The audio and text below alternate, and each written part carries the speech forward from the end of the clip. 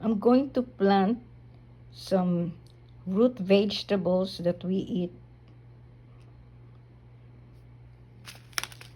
Two varieties of the beet, Early Wonder and Golden. Carrot. This is free from baker seed. Purple Vienna kohlrabi. Radish Menowasi.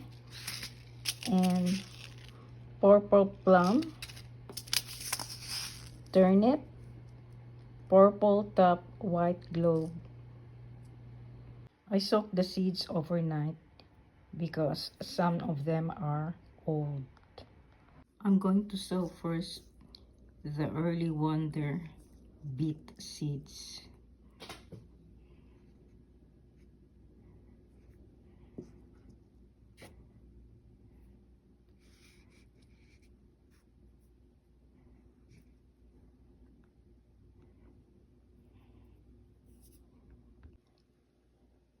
I'm doing now the golden beet.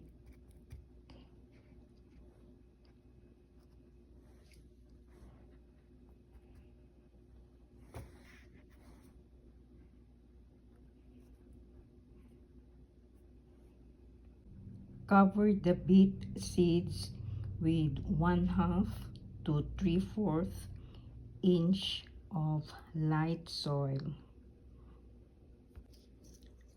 It's the carrot seeds turn now.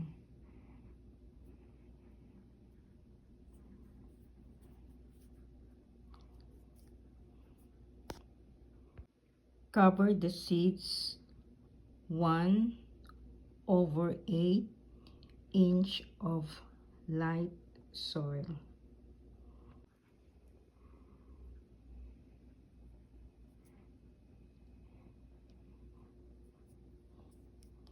The kohlrabi seeds need to be covered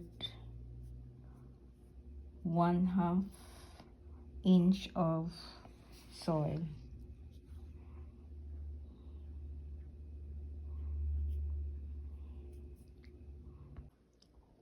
I bought these Radish purple plum seeds this year. Look at those seeds starting to sprout with 24 hours of soaking in water.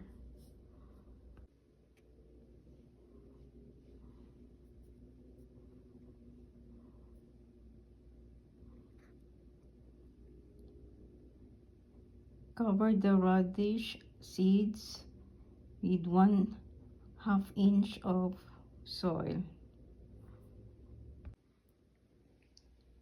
Just finished doing the Menowasi radish.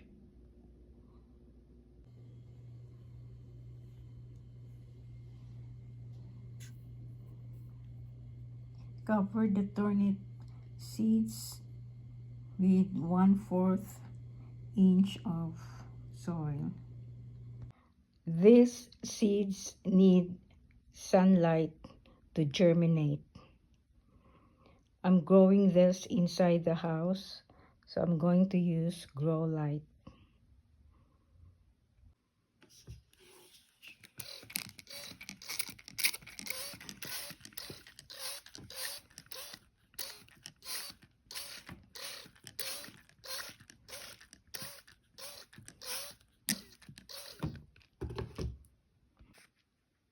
This one will germinate in 14 to 21 days.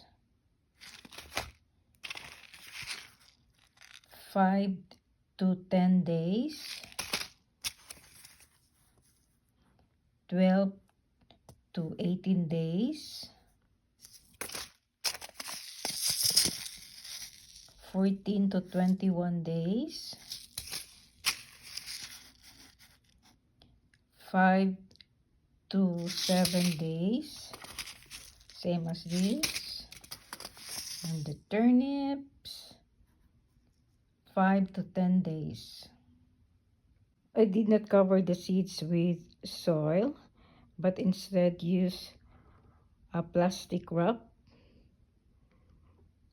I want to observe how fast they're going to germinate. After 6 days, this is the result of my experiment of not covering the seeds with soil first. I hope you like my video and support me by subscribing to my channel and like my video. Enjoy your day.